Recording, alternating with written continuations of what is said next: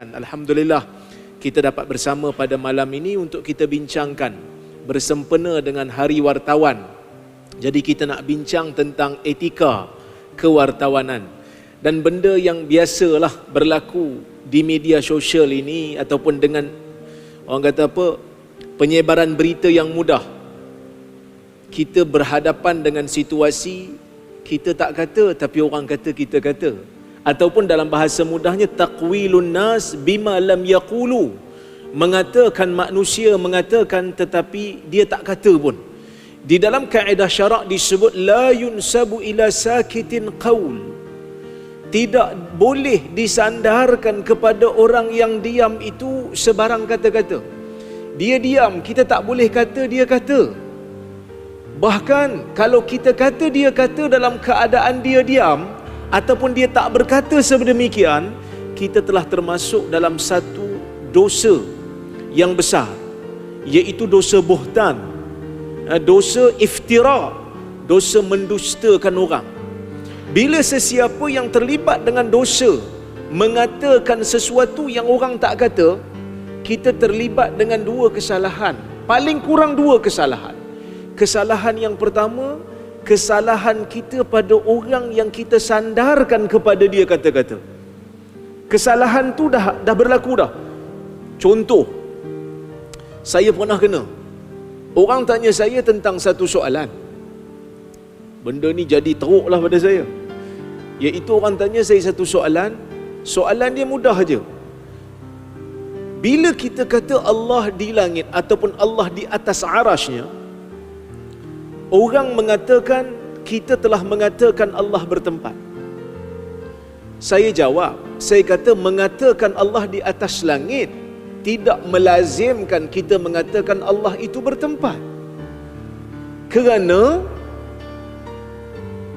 Allah Ta'ala itu pun kita tak pernah tengok. Allah itu ghaib. Kita hanya beriman seperti mana yang disebutkan oleh Quran dan seperti mana yang disebutkan oleh hadis. Sama seperti mana kita percaya Allah Azza wa Jalla itu maha hidup, tetapi tak sama dengan makhluk yang hidup. Jadi saya sebutlah, saya nak hurai. Saya kata kita mengatakan benda yang hidup itu berjisim. Benda yang hidup itu berjisim. Semua benda hidup berjisim. Tapi kita kata Allah tak sama dengan makhluk. Allah maha hidup, tapi Allah tak berjisim. Boleh pula. Maksud saya nak kata, seperti mana kita boleh kata Allah itu maha hidup tapi tidak berjisim, maka seperti itulah kita kena percaya Allah di atas langit tetapi tidak bertempat. Tapi golongan ni, dia hentam saya dengan mengatakan Rozaimi kata Allah berjisim. Saya pening. Kok mana saya kata? Saya tak pernah kata. Kan? Jenuh kita nak defend diri dengan benda yang kita tak pernah kata. Jadi orang yang memulakan fitnah ini, dia bertanggungjawab di hadapan Allah Ta'ala nanti. Dia kena jawab, kenapa kamu kata pada Rozaimi benda yang dia tak kata. Pertama, dia bertanggungjawab dengan saya. Orang yang mula-mula menyebarkan benda ni bertanggungjawab pada saya lah. Nanti kita selesaikan lah, kan, di hadapan Allah Ta'ala nanti. Kesalahan yang kedua ialah apabila sebaran dia tu menyebabkan orang lain percaya dan orang lain mula fitnah saya. Orang yang mula-mula tu kena bertanggungjawab. Sebab Nabi SAW menyebutkan di dalam hadis, man sanna sunnatan sayyi'atan falahu wizruha fa'alaihi wizruha wa wizru man amila biha ila yaumil qiyamah, ila akhiril hadis.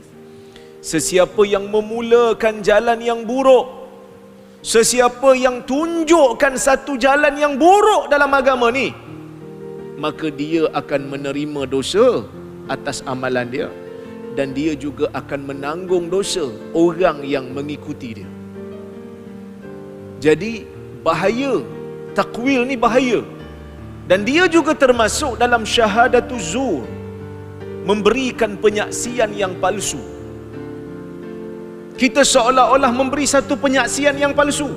Sebab tu Syekh Muhammad Al-Arifi, siapa duk follow kuliah saya semalam online, kita dah hurai masalah ni. Masalah di akhir zaman ni akan munculnya syahadatul zur wa kitman syahadatil haq. Terzahirnya penyaksian yang bohong, terzahirnya penyaksian yang dusta, begitu banyak. Dan orang-orang yang tahu hakikat sembunyikan kebenaran, nak cakap pun takut. Ni yang akan berlaku di akhir zaman. Akan muncul banyak benda-benda ni, seperti mana yang disabdakan oleh Nabi sallallahu alaihi wasallam. Syekh Muhammad Al-Arifi ketika menghuraikan hadis ni, dia bawakan satu hadis riwayat Al-Imam Al-Bukhari, yang mana Nabi sallallahu alaihi wasallam bertanya kepada para sahabat, "Ala ukhbirukum bi akbaril kabair?" Ingin tak aku khabarkan kepada kamu tentang dosa yang paling besar dalam senarai dosa-dosa besar. Dosa ni ada dosa besar, ada dosa kecil. Dalam dosa besar tu pula ada senarai dosa yang terbesar.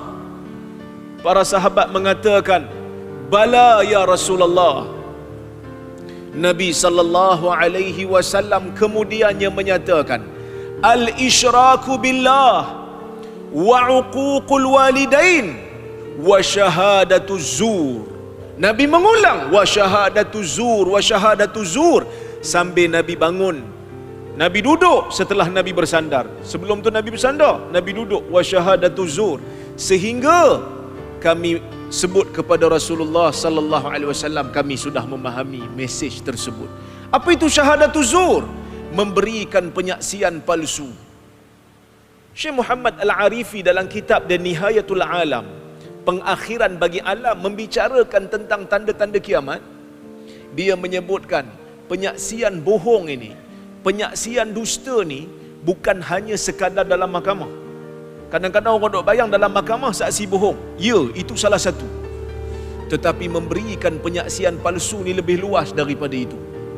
Apabila kita berada dalam satu situasi orang percaya kat kita, tapi kita bohong, menyandarkan sesuatu yang orang tak kata, maka kita juga telah termasuk dalam perkara itu. Kerana di dalam hadis yang dalam riwayat yang lain disebut wa qauluz zur, perkataan dusta. Perkataan dusta bukan penyaksian, lebih luas daripada penyaksian dusta. Semua perkataan-perkataan kita yang kita sandarkan pada orang sedangkan dia tak kata, ini termasuk dalam qauluz zur, di antara dosa besar, di antara dosa yang terbesar di kalangan dosa besar.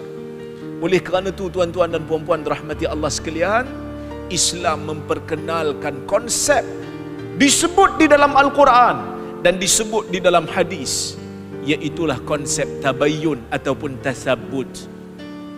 Allah Ta'ala menyebutkan di dalam Al-Quran, Ustaz Qarni baca tadi, "Ya ayyuhalladzina amanu in ja'akum fasiqun binaba'in fatabayyanu." Wahai orang-orang yang beriman. Biasanya kalau dalam Al-Quran disebutkan dengan lafaz ataupun dimulakan dengan lafaz "Ya ayyuhalladzina amanu", wahai orang-orang yang beriman, kebiasaannya ayat selepas itu merupakan ayat yang penting. Kena dengar elok-elok sebab Allah Ta'ala panggil orang yang beriman. "In ja'akum fasiqun binaba fatabayyanu." Bila orang fasik datang kepada kamu membawa berita, apa saja berita, fatabayyanu, hendaklah kamu semak. Apa itu semak? Apa itu tabayyun?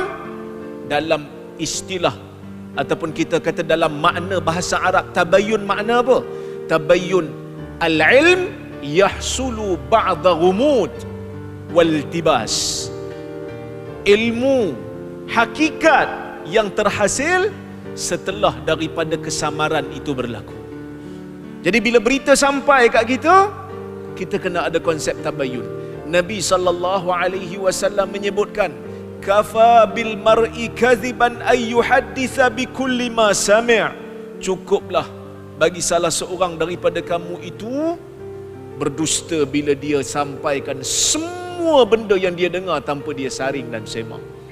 Yang ni bukan hanya dalam bab hadis, dalam semua bab kena ada konsep tabayyun, kena ada konsep tasabbut.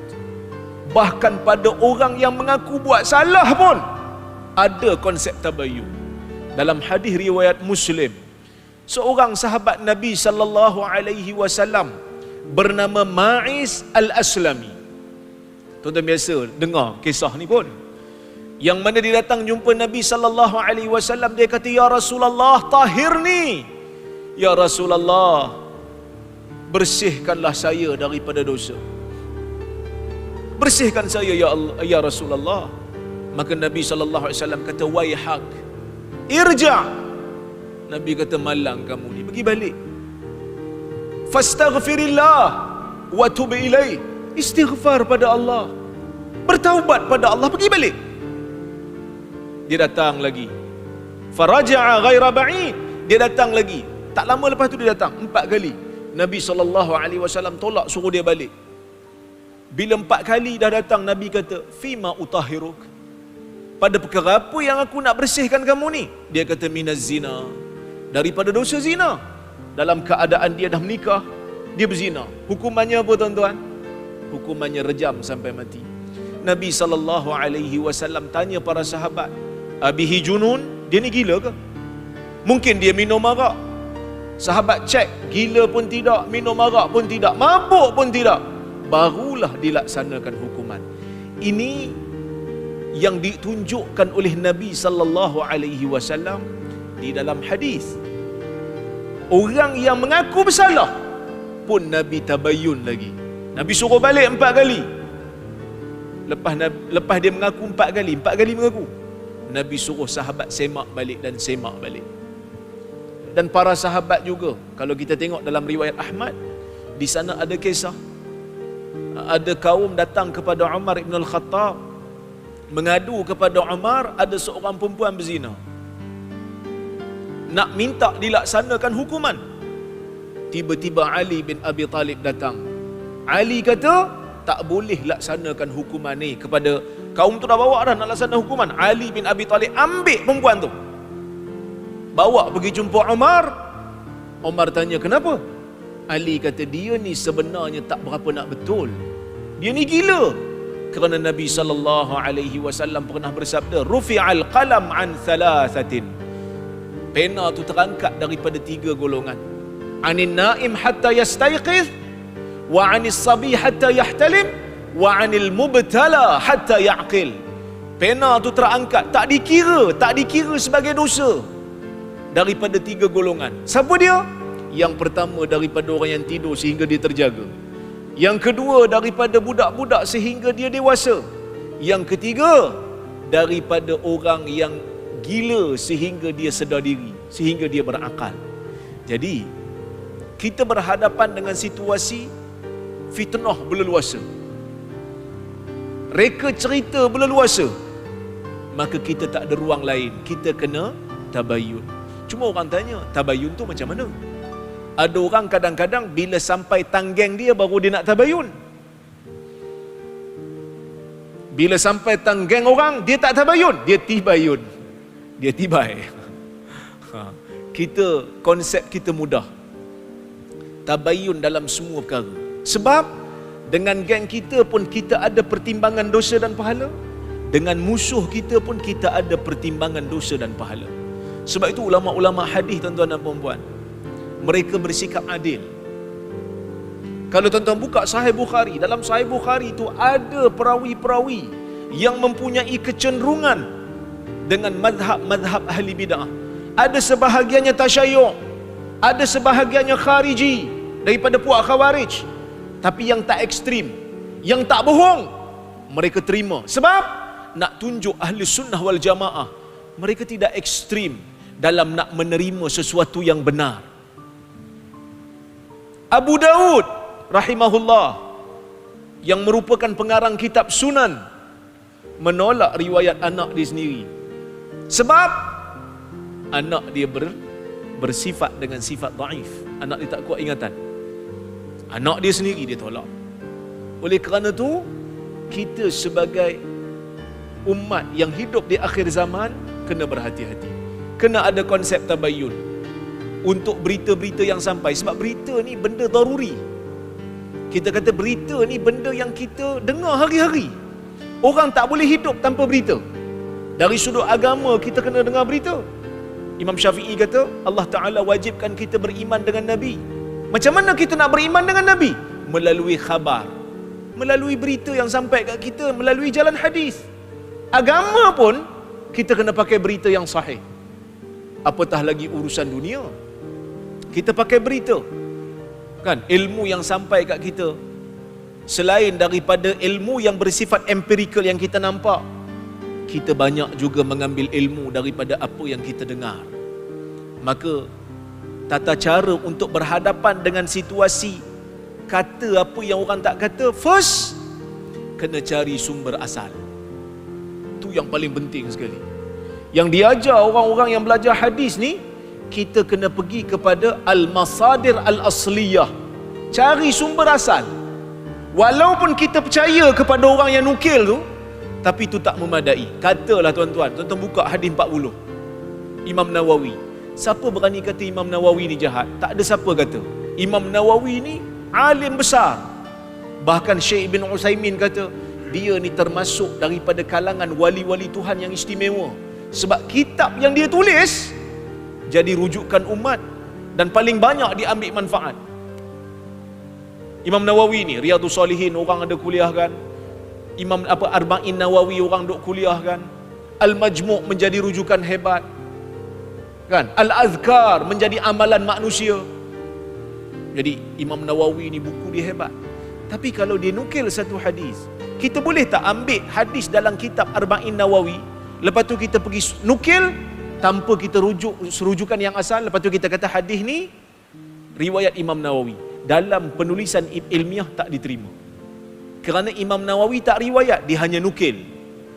Kita kena cari sumber asal. Kalau Imam Nawawi nukil daripada Bukhari, kita kena pergi Sahih Bukhari. Sama juga dalam kes hari ni, kalau kita baca dalam Facebook, dalam Twitter, dalam Instagram, satu berita, cari sumber asal. Kalau tak dapat sumber asal, cari sumber yang berkaliber. Baru-baru ni mufti kita kena juga. Saya tak tahulah, saya ingat antara agamawan yang paling banyak kena kami berdua lah. Isu Bon Odori. Tuan-tuan pernah dengar cerita Bon Odori kan? Bon Odori ni kan jadi polemik. Ada orang membenarkan, ada yang tak benarkan. Kan? Kami bincang dalam grup fatwa. Ni bestnya fatwa boleh. Dalam grup WhatsApp pun kami boleh meeting. Sebab ada kadang-kadang grup WhatsApp yang pengurusi aja aktif. Ahli-ahli semua senyap. Kecuali kalau ajak makan, baru dia akan tulis hadir. Tapi grup fatwa boleh aktif. Jadi mufti ajak berbincang. Ahli-ahli fatwa minta bincang. Kami bincang. Ada yang kata nampak macam nak okey, nak terima. Ada yang kata tak.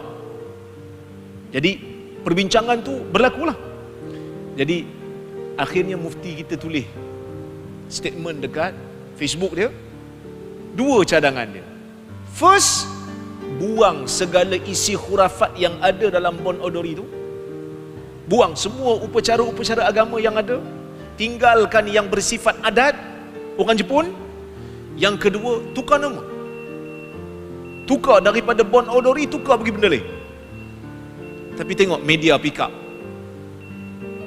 Media nukil daripada Mufti Perleh, tapi letak tajuk Mufti Perleh mencadangkan tukar nama. Orang yang malas baca, seperti tuan-tuan, kan? Tuan-tuan tak malas baca lah. Ini orang negeri lain lah. Orang yang malas baca isi kandungan, dia hanya baca tajuk, duk hentam tu dekat komen. Apa punya mufti, tukar nama pun jadi isu ke? Padahal dia cadang buang elemen-elemen yang mengkufurkan tu. Yang tu dia tak baca sebab tak masuk dalam tajuk. Sebab tu kalau saya tulis artikel pun, saya kena teruk. Sedangkan saya nukil pandangan ulama hadis besar. Dia kata Rora ni bukan main lagi. Macam dia pandai sangat. Asyik nak palsukan hadis. Sedangkan saya nukil daripada ulama besar. Bukhari kata palsu, Ibnul Jauzi kata palsu, Ibn Iraq Kinani kata palsu. Dia tak baca yang tu sebab dia baca tajuk. Jadi ada orang nasihat kat saya, "Ustaz, lepas ni tak payah tulis tajuk lah Ustaz. Sebab dia orang baca tajuk je. Letak artikel tu lepas tu kesimpulan. Bila letak kesimpulan, dia tak baca juga atas, dia letak kesimpulan, dia baca kesimpulan je." Lepas ni saya terfikir, mungkin tak letak tajuk, tak letak kesimpulan, letak artikel penuh-penuh. Hang bacalah daripada awal sampai sudah. Pun ada yang komen, "Panjang sangatlah, boleh lukis tak?" Punya pemalas orang kita ni. Jadi di zaman, di akhir zaman ni yang banyak fitnah, tak ada ruang. Kena cari sumber asal, kena baca bagi penuh, jangan hanya berpada dengan headline. Wartawan kena beretika. Yang kena hentam ni kami, yang kena kafirkan ni kami, yang dikafirkan ni kami. Jadi nak letak tajuk, fikir-fikirlah dosa dan pahala. Yang nak letak tajuk, fikir-fikir dosa dan pahala juga.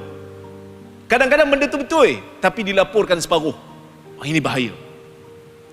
Dan yang ketiga, buat perbandingan riwayat, muqaranatul riwayat. Cari sumber sebanyak mungkin. Baca Malaysia Kini, baca FMT, Free Malaysia Today, kan? Baca Berita Harian, baca Metro, baca Utusan, baca Harakah. Baca dan buat kesimpulan. Compare. Kerana mungkin ada sisi-sisi yang tak dilaporkan. Ini penting supaya kita tak salah anggap pada orang. Biar orang lain takwil tak apa, jangan kita takwilun nas bima lam yaqulu.